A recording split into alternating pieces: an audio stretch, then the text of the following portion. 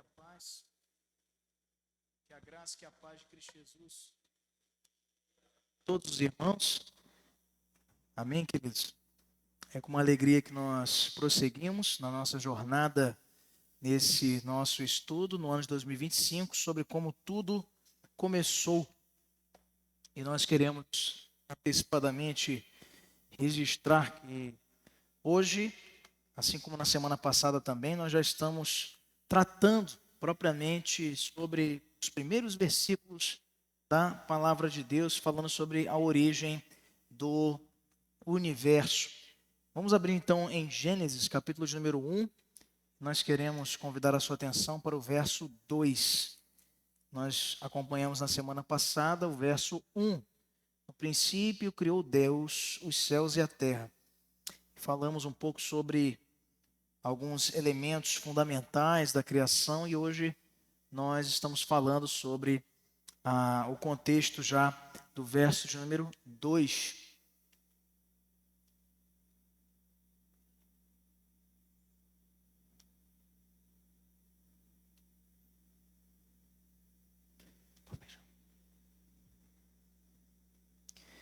Você que nos acompanhará depois no YouTube da IPA, fica desde já convidado a estar conosco aqui presencialmente na nossa igreja. Vai ser uma grande alegria receber a você e também a sua família. Nós estamos aqui na Avenida Cláudio Sanders, número 524, no bairro Centro de Ananindeua. Venha nos fazer uma visita, tanto às quartas, às 19h30, como também aos domingos, às 9h18. Gênesis capítulo 1, verso 12 diz: A terra, porém, estava sem forma e vazia. Havia trevas sobre a face do abismo, e o Espírito de Deus pairava por sobre as águas. Na semana passada, queridos, nós falamos sobre o capítulo 1, verso número 1. Aliás, não apenas na semana passada, como também nas últimas semanas, nós falamos sobre isso. Na semana anterior, nós refletimos sobre a origem da natureza e das leis que regem essa natureza. Ambas, tanto a natureza como as leis que a governam, as leis chamadas leis da física, como de origem sobrenatural e não natural, considerando o aspecto das próprias leis da termodinâmica e os elementos essenciais da criação que estão contidos exatamente no capítulo 1, verso 1 de Gênesis. No princípio, o tempo criou Deus os céus, espaço e a terra, matéria. Então, tudo passa por esses três elementos no tocante às coisas criadas: tempo, espaço e matéria.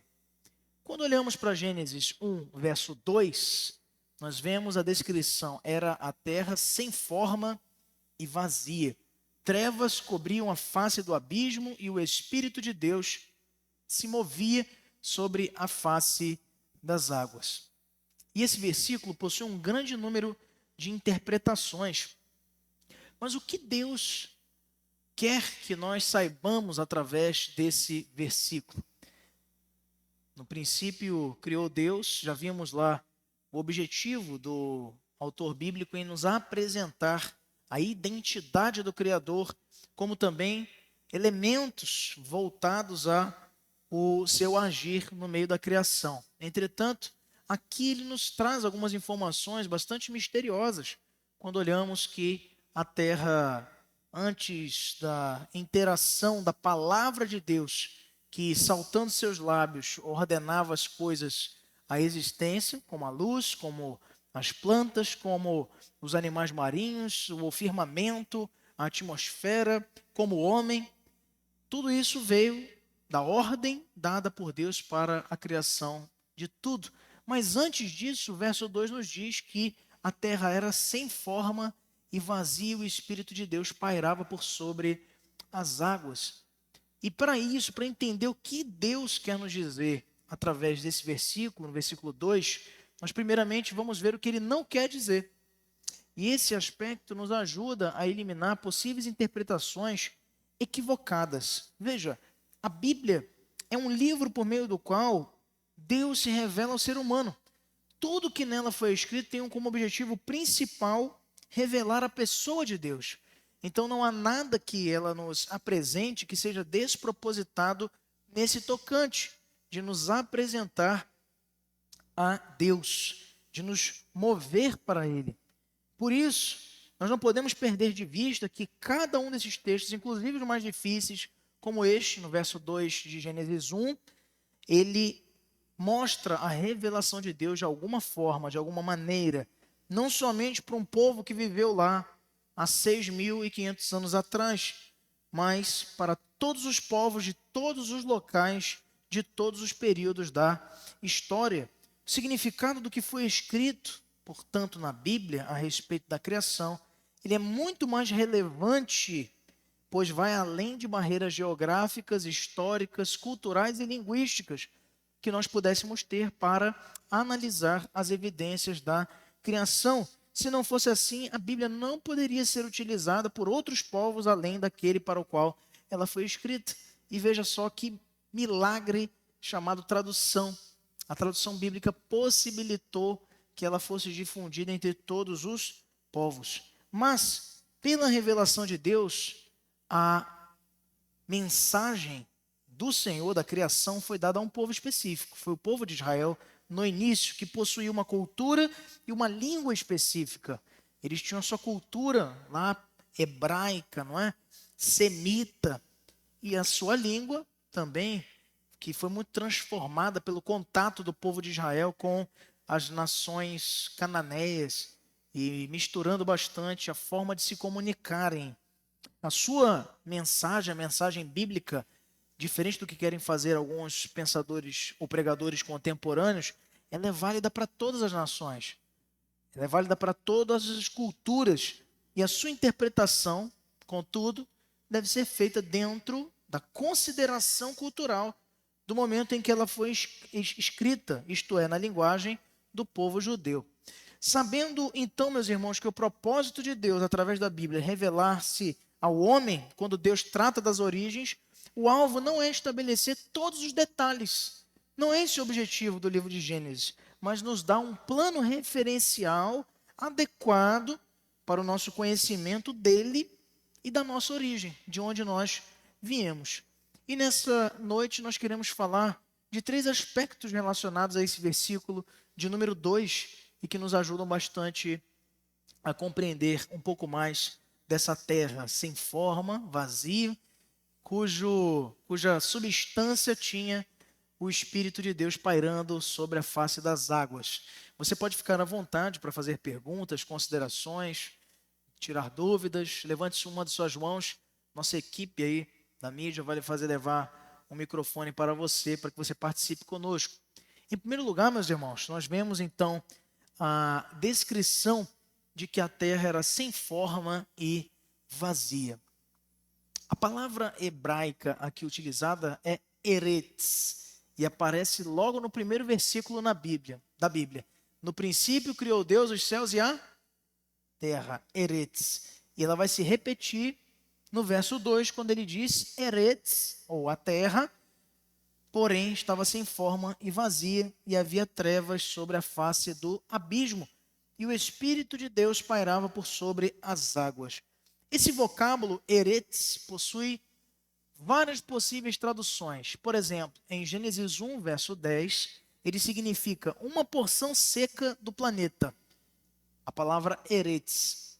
Ou o continente primordial conhecido por Pangeia.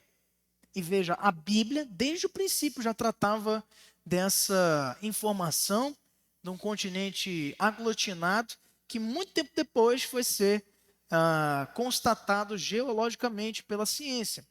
No verso 12 do capítulo 1 ainda, essa mesma palavra eretz significa solo. Aí ela já não tem mais uma compreensão de porção seca do planeta, ou seja, continental.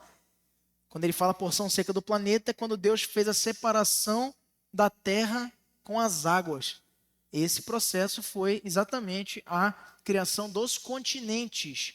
E quando a gente vê que no verso 12 ele falando da terra fértil para o plantio, quando você vê lá, a terra, pois, produziu relva, ervas que davam semente segundo a sua espécie, e árvores que davam fruto, cuja semente estava nele, conforme a sua espécie, e viu Deus que isso era bom. Essa terra agora já não é continente, é eretz, na expressão de solo. Solo que é objeto do nosso plantio. Significa, no Salmo 24, verso 1, por outro lado, a mesma palavra vai voltar a aparecer quando ele diz: do Senhor é a terra e tudo o que nela existe, o mundo e os que nele habitam. Essa terra agora já não é nem solo, nem continente, mas é o planeta. Não é? Significa o planeta habitado pelo homem. Independente da tradução da palavra eretz, a importância está aqui voltada nesse contexto que nós vamos examinar agora para a expressão que acompanha eretz, que é sem forma e vazia. É o estado da terra, que era de completa desorganização. É muito interessante nós vermos aqui, queridos, que a Bíblia nos diz que Deus formou o homem do pó da terra. Está lá no verso de número 7, eretz. Mas, na verdade, quando Deus diz que criou o homem do pó da terra, a palavra já não é a mesma. Ele usa a palavra Adamá, que é Adão. Não é? O exemplo do Adamá em Gênesis 2, da criação do homem do pó da terra. Só que partindo do mesmo princípio, da desordem para a ordem, segundo a intervenção divina. Como nós vimos nas semanas anteriores, e você não pode esquecer disso para compreender muito bem a linha de raciocínio que a interpretação adequada sobre esses termos usados por Moisés, quando inspirado por Deus registra o livro de Gênesis, ele quer nos falar de uma lei da termodinâmica, não é? Ele quer nos falar sobre o estado de organização para o caos e vice-versa, não é? E falando-nos então sobre as leis da termodinâmica. O princípio aqui é que Deus pega uma coisa que criou, que ele mesmo criou, que não era organizado na sua forma final. Exemplo, o pó da terra, Adamá. Ele mesmo criou o pó da terra, mas ainda desorganizado. E então o próprio Deus o transforma em algo organizado, isto é, o ser humano. O homem, Adamá, por isso Adão, vem da palavra exatamente, aquele que foi criado do pó, é organizado. No início, a mesma compreensão vem da terra. Veja, o homem sai de um monte de terra para um organismo complexo, enquanto que o universo era sem forma, vazio e torna-se, pela intervenção divina, um sistema complexo e organizado, coordenado por leis que o regem, criadas pelo próprio Deus. Deus pega uma coisa que ele mesmo criou e forma o homem do pó da terra. O microfone lá para o Herbert, que quer fazer um comentário. Então, o sem forma e vazia, aqui do verso número 2, refere-se ao estado inicial da criação da terra, não é um estado posterior final. Muita gente vai se indagar, mas pastor, quando a gente olha lá que a terra era sem forma e vazia, então isso aí está justificando a teoria da evolução, as teorias científicas não bíblicas relacionadas à origem do universo, quando na verdade isso aqui na nossa visão, na compreensão da análise de toda a Bíblia no contexto onde ela vai se autodeterminando, nós vemos que mostra o próprio Deus intervindo para organizar aquilo que constava em caos, que ele mesmo criou. Pode falar, meu irmão. Inclusive essas teorias científicas, tipo, que não tem relação com a Bíblia, mas do universo e da poeira cósmica da explosão que foi moldada a Terra. Até nisso eu acho que dá para encaixar isso aí, porque é a Terra que estava sem forma e vazia. Que a poeira cósmica Deus foi transformando ela, a Terra, né? A Terra, a poeira, como fez com Adão. Era a poeira da Terra que ele fez o barro, no caso, né? Que fez o Adão como se fosse um organismo complexo. Sempre tendo aquele cuidado que a gente falou, acho que no mês de janeiro ainda, quando a gente começou o nosso estudo, de que não existe conciliação entre a narrativa bíblica com as teorias científicas relacionadas à origem do universo. Isso porque elas partem de evidências pressuposicionais. São pressuposições, enquanto que a Bíblia, ela não pretende nos provar nada. Na realidade, ela está nos narrando como foi, de acordo com o interesse de Deus, que nós saibamos como nós viemos à existência. E lembrar que porque, tipo, o que eles estão descrevendo é o que a Bíblia descreve. Só que eles descrevem de uma forma até, né, praticamente. Sim. É isso que eu queria comentar. Perfeito. Obrigado, meu irmão. Então, esse sem forma e vazia do verso número 2 refere-se ao estado inicial das coisas, desorganização. E aí a gente volta lá para a lei da termodinâmica da entropia. O universo ele tende a desorganizar-se e não a organizar-se. Isso contraria completamente a explicação do Big Bang, por exemplo, em relação à ordem das coisas, que partiu do caos para a ordem, enquanto que a própria lei da entropia vai explicar o contrário, que as coisas partem da ordem para o caos. Exatamente como nós vemos na fissão do átomo, exatamente como nós vemos em outras grandes descobertas na área da física, da ciência, tanto natural quanto também biológica. Não existe uma razão dentro do contexto de Gênesis pela qual o verbo aqui, raiar, que é ser ou estar, deva ser traduzido como tornar-se, porque o estado inicial da terra não se tornou sem forma e vazio. A Bíblia diz que ele era sem forma e vazio, estava assim. Ele não se tornou, ou seja, ele não ficou sem forma e vazio. Ele já estava assim conforme a criação de Deus. E aí você precisa lembrar que foi o próprio Deus que trouxe à existência esse estado sem forma e vazio. Inicialmente, quando você volta para o verso número 1. No princípio, criou Deus os céus e a terra. Voltando para o que nós falamos ainda há pouco. Não era o objetivo, nunca foi e nunca será da Bíblia nos fornecer todos os detalhes. Até porque, como nós vimos, existe uma distância intelectual daquilo que nós conseguimos compreender enquanto homens finitos, mortais, para um Deus eterno que manipula as forças da natureza conforme o seu próprio poder, porque ele não está submetido ao tempo, não está submetido às leis da gravidade, não está submetido à nossa finitude, à nossa linearidade de existência. Ele está acima disso. Quando que você vai compreender? Nunca. Então ele nos resume de uma forma em que nós conseguíssemos compreender tão somente a essência da criação partindo da sua própria ordem. Ele trouxe à existência aquele estado de vazio, aquele estado de disforma, ou de não forma, para então, posteriormente a isso, como nós vamos ver nas próximas aulas, ir moldando de acordo com sua própria arquitetura todas as coisas, as plantas, os animais, as espécies, as aves do céu, o dia, a noite, os astros, as estrelas e assim sucessivamente. A segunda coisa que nos chama a atenção aqui, queridos, é que fala-se ainda no verso 2 que havia trevas sobre a face do abismo. A razão da existência das trevas é muito simples.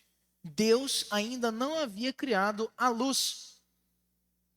Existe uma constatação filosófica muito interessante, tecida por Agostinho de Hipona, quando ele falava sobre a origem do mal. Apenas fazendo uma analogia aqui para também provocar os irmãos. E é muito difícil para um cristão, sobretudo um novo convertido, e até mesmo para os mais maduros, explicar com profundidade da onde se origina o mal, tendo em vista que Deus é de todo bom, é totalmente bom, santo e justo. E como então existe o mal? E quem o criou? Mas então Agostinho tece uma consideração fantástica quando ele nos diz que o mal, ele não é uma essência, ou ele não é um conceito independente, ele é um conceito dependente. Não existe, aí você voltando para a física, você vai observar que não existe a escuridão. A treva, a escuridão total, ela não é um conceito independente, ele é dependente. Por quê? Porque, na realidade, as trevas são nada mais do que a ausência da luz. Então, a maldade, nessa ideia lógica construída por Agostinho de Hipona, ela não é um conceito em si próprio, ela é a ausência do bem, ela é a ausência de Deus. A maldade, ela é revelada na ausência do Senhor. Não é uma grandeza independente. Da mesma forma, quando olhamos aqui as trevas sobre a face do abismo, fica muito simples entender que ele só vai criar a luz no verso seguinte, no verso 3, quando ele diz: disse Deus, haja luz, e houve luz. Antes de luz, então, se tinha trevas, porque não havia luz. Mas que abismo seria isso? A expressão sobre a face do abismo tem um significado muito mais complexo do que estar sobre a superfície de alguma coisa. E podemos entendê-la por meio de um exemplo. Tente imaginar sobre a boca de um poço de milhões de quilômetros de diâmetro e bilhões de quilômetros de profundidade e em completa escuridão. Você não ia conseguir ver as bordas do poço e nem o seu fundo. E você deve estar pensando: não consigo nem imaginar o que seria isso. Isso é exatamente o significado contido nessa expressão do verso 2. Havia trevas sobre a face do abismo. Temos aqui mais uma expressão sobre o estado inicial de disformidade que vai se construindo pela intervenção divina na criação dele próprio. Você consegue compreender aqui, queridos, algumas coisas muito interessantes a esse respeito, porque quando você medita sobre essa magnitude de Deus e você olha para o universo, espelha, embora que muito parcialmente, já vou passar a palavra para você, Kevin, espelha muito que parcialmente a nossa pequenez. Quando você olha a vastidão, o tempo que se leva para chegar de um planeta ao outro com a tecnologia viável que o homem já tem desenvolvido nos dias atuais, você começa a observar o quanto que nós somos pequenos, frágeis. Planetas que têm sido descobertos com condições aptas à vida, há não sei quantos zilhões de anos-luz, e que a gente fica pensando: olha só, olha o nosso tamanho, olha como nós somos pequenos. As trevas sobre a face do abismo é o estado inicial. Esse verso é muito importante, o verso 2, porque nos descreve, e Deus tem esse cuidado de mostrar que ele criou o mundo por etapas. Na realidade, todo o relato da criação ele vai caminhando nesse sentido, de um Deus criterioso e que desenvolveu a sua criação de acordo com etapas, ciclos, desenvolvendo então a sua intervenção para coordenar aquilo que estava descoordenado. Pode falar, Kevin.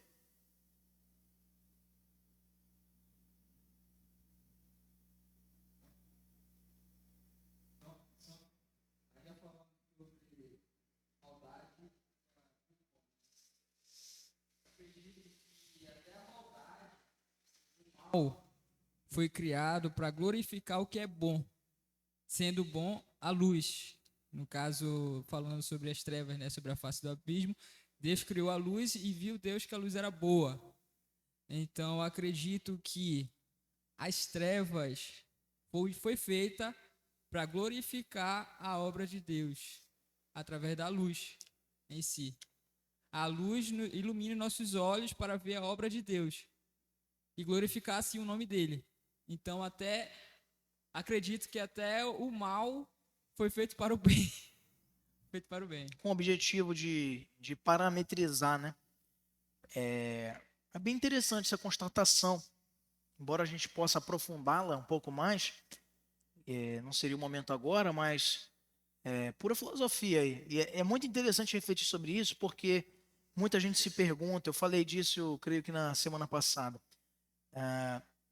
por que Deus, já sabendo, porque ele sabia de todas as coisas, ele permitiu porque ele criou a árvore do conhecimento do bem e do mal?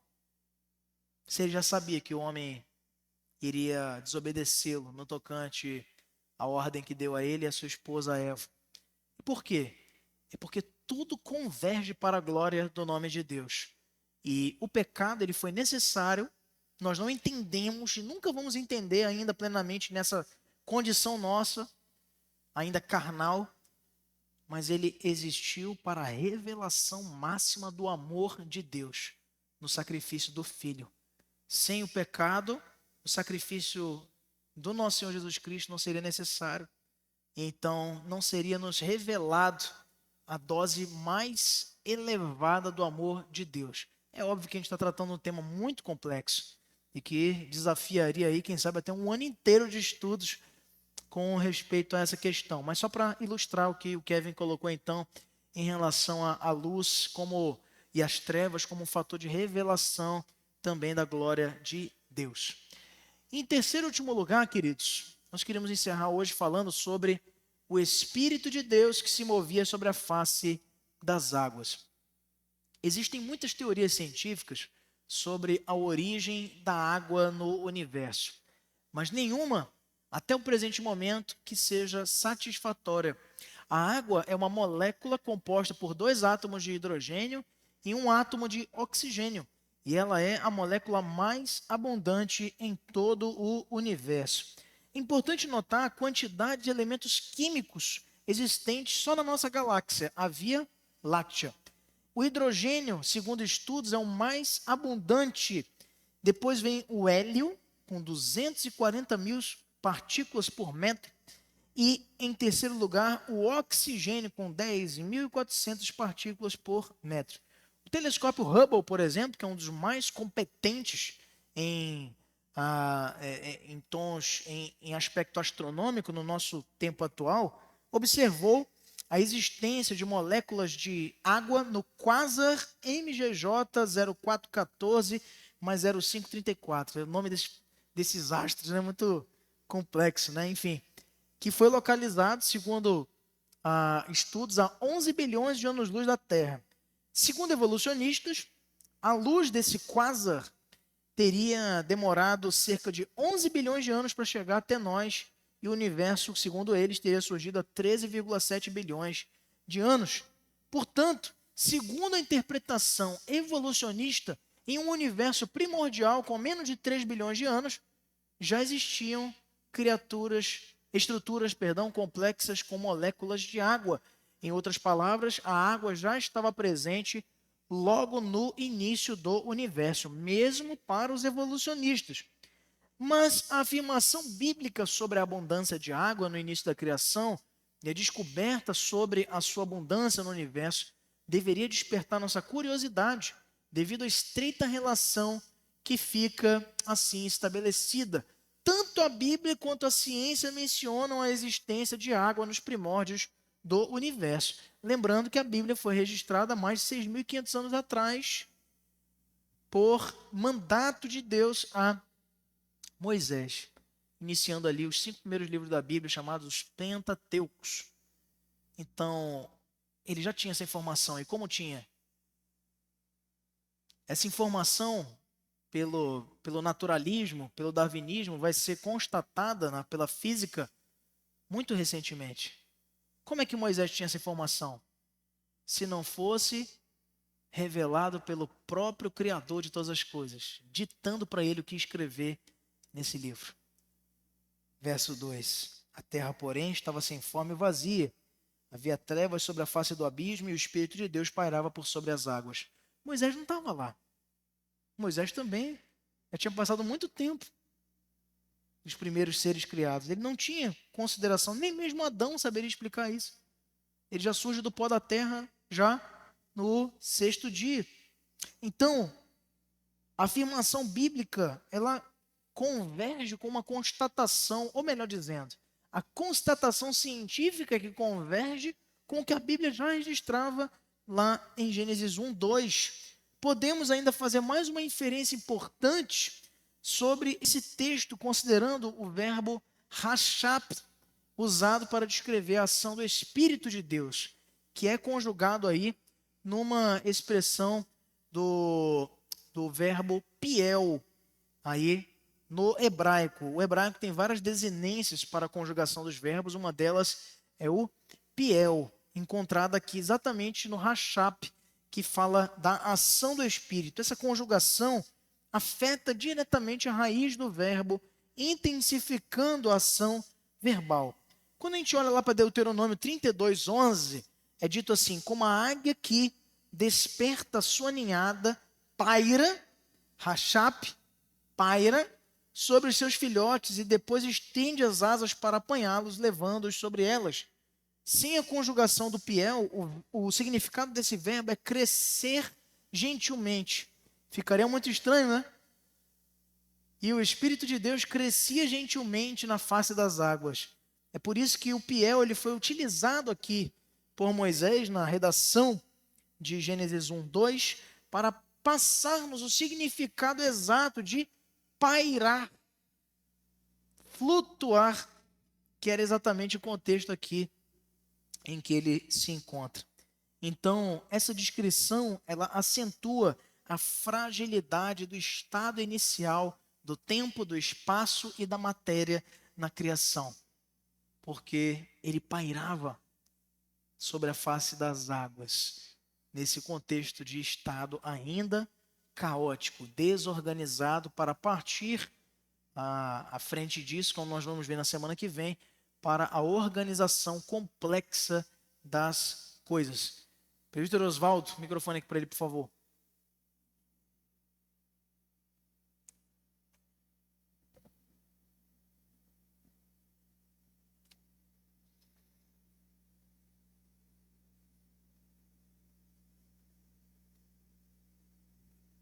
Oi, som. Tem uma questão interessante.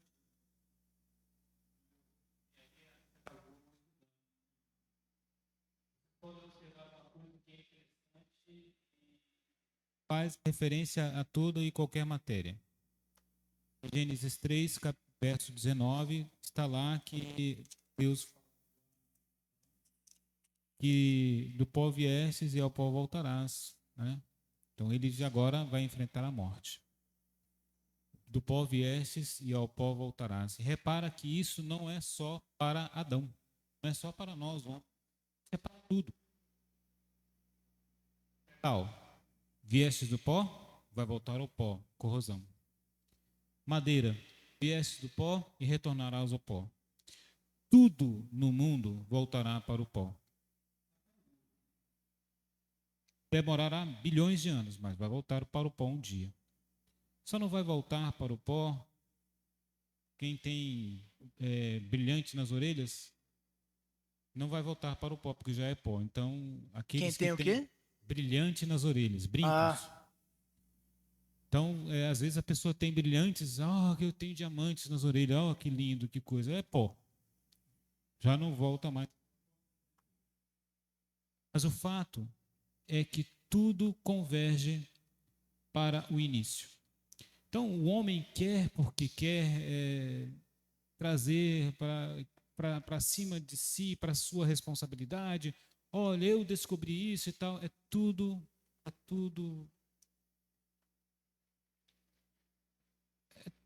eufemismo. Não tem como dizer o contrário.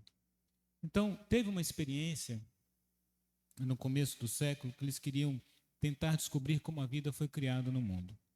E tinha a teoria de que a água na Terra, no começo, que estava inundada de sais, muitos elementos químicos, recebeu uma descarga de energia,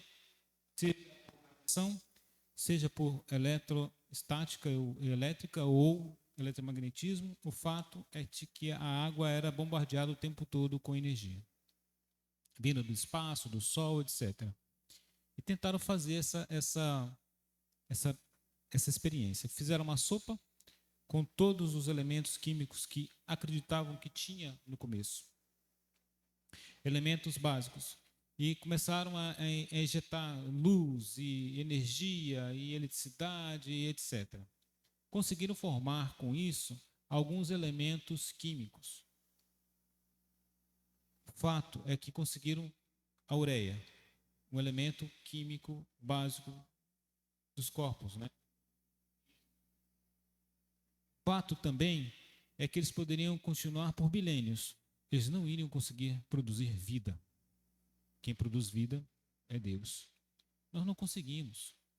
A vida já está aqui no nosso mundo. E o ser humano quer porque quer ser o Criador. Por isso que muitos cientistas são contra Deus. E toda vez que você encontra uma dessas teorias malucas que são colocadas aí, algum jornalista, pseudo-jornalista, lembram quando teve aquela notícia da Dolly, ovelha Dolly? O que saiu no jornal? O homem brincando de Deus. Quando surgiu a questão da teoria do Big Bang, que tentava explicar um fenômeno que era mensurável, muitos diziam, agora está provado que Deus não existe. Não entenderam nem a teoria em si, que inclusive é teoria, e não passa disso. Continua sendo teoria. Como é que eu vou conseguir comprovar essa teoria? Reproduzir, né? Reproduzir é impossível. Então, aí ainda falam isso, essas bobagens. Mas a gente tem que observar que o homem nunca conseguirá criar a vida. Pode tentar, e não vai conseguir.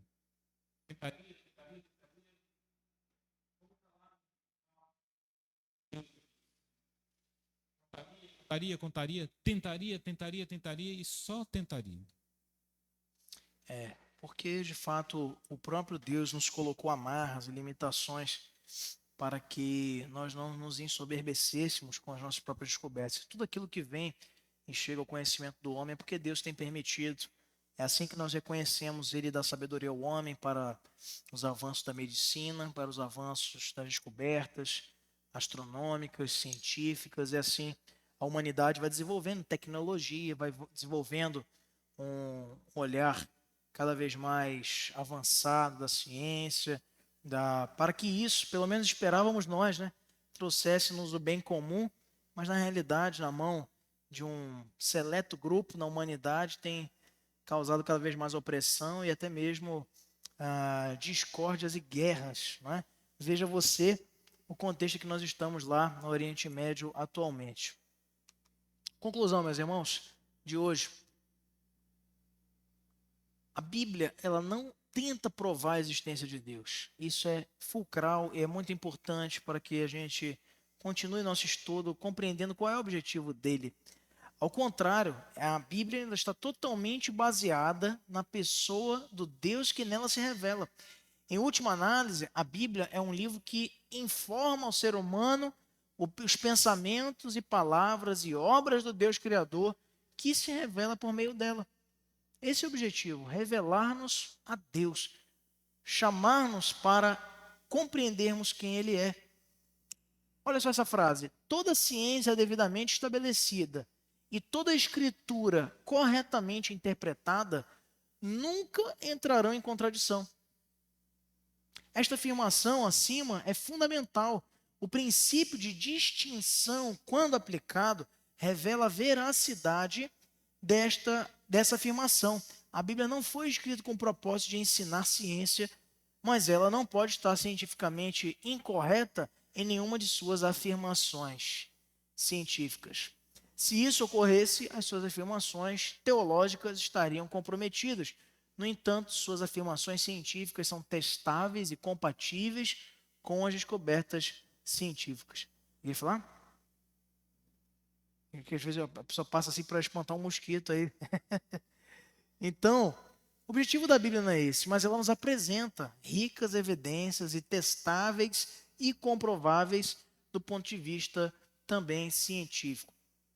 Uma frase para a gente encerrar de Isaac Newton, olha só, o grande cientista, criador da teoria da gravitação universal. Ele diz: a gravidade explica o movimento dos planetas, mas não pode explicar quem colocou os planetas em movimento. Deus governa todas as coisas e sabe tudo o que é ou que pode ser feito. Essa frase interessante de um cientista, diga-se de passagem, atribuindo aí a origem do universo, a criação e também ao sustento do nosso Deus, que Ele criou e não apenas criou a todas as coisas, como também sustenta a criação com a sua própria mão. Vamos ficar de pé, queridos, para encerrarmos mais um estudo da palavra de Deus nessa noite. Mais um culto de oração e estudo bíblico. Nós queremos agradecer a presença de todos. Você que nos acompanhou também no YouTube da IPA, fica o convite para que participe conosco presencialmente aqui na igreja, no calor e no acolhimento do povo de Deus. Vamos curvar nossa cabeça, vamos fechar nossos olhos e orar ao Senhor. Santo Deus, nós te louvamos, te bendizemos,